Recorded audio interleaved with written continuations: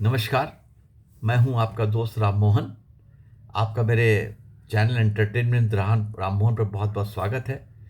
तो मैं आपका इस चैनल के ज़रिए मनोरंजन करता रहा हूं। आपके लिए मैं राजा और सुंदरी की कहानी लाया था।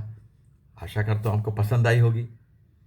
कुछ लोगों को बहुत पसंद आई, उन्होंने मुझे बताया उन्होंने कि सब बड़ा अच्छा है।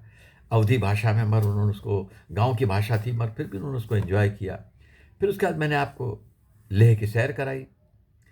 और जैसा कि मैंने कहा था, तो मैं आज एक नई श्रृंखला आपसे शुरू कर रहा हूं। इसका नाम है हवलदार उमेश पांडे। तो उमेश जो थे वो गांव में रहते थे। उनके पिताजी पुलिस में थे। तो उमेश जो बचपन से ही बड़े शांत प्रवृत्ति के आदमी थे। उनका संगीत में बड़ी रुचि थी। जैसे जैसे बड़े होते गए उनकी संगीत में रुचि बढ़ती गई। वो कहानियां पढ़ते थे। उनका मन था किसी दिन वो बैठ के वो भी कहानियां लिखेंगे। मगर वो पढ़ाई लिखाई में कमज़ोर थे।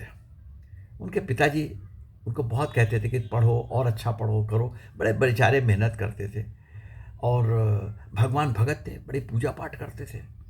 सच बोलना का उनके अंदर था। पिताजी पुलिस में थे, बेटा सच बोलने के रास्ते पे चलता था। तो जैसे जैसे उन्होंने 12वीं पास करी, तो उनके पिताजी जब पुलिस में थे, उन्होंने अपने रसूख से उनको पुलिस में सिपाही भर्ती करवा दिया। बिल्कुल उनका मन नहीं था, उमेश का मन नहीं था कि ये सब करने का। वो तो शांति प्रिय आदमी, संगीत में उनकी रुचि। मगर क्या करें, पिताजी के सामने कुछ नहीं चली। तो अब वो भर्ती हो गए। जैसे तैसे वो अपना नौकरी करते, उनका मन भी नहीं लगता था।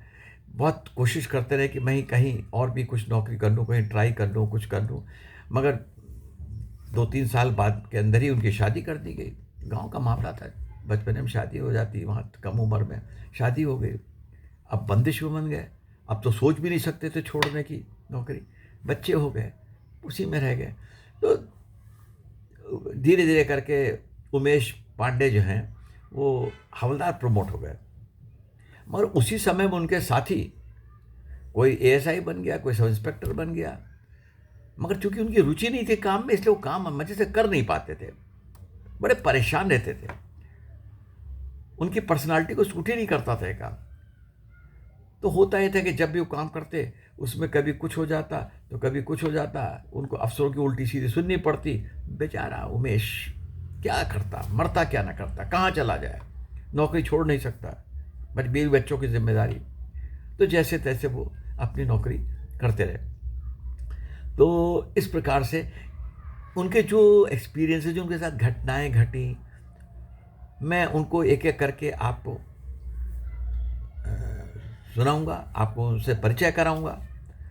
तो मैंने आपको उमेश पांडे जी के बारे में थोड़ा बहुत बता दिया है।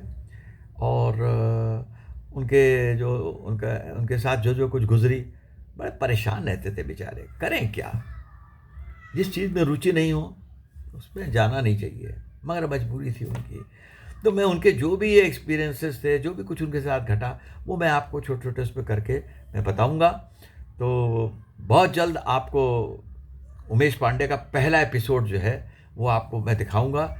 अभी फ़िलहाल के लिए मैं विश्राम देता हूँ। मैंने आपको इंट्रोड्यूस करा दिया है उमेश पांडे से, उनके बारे में सब कुछ बता दिया है। अब आप जब उनके वो देखेंगे एपिसोड, आप समझ जाएंगे उनके साथ ऐसा क्यों हो रहा है। तो इंतज़ार करिए, बहुत जल्द आपके लिए पहला एपिसोड आएगा। नमस्कार, धन्यवाद।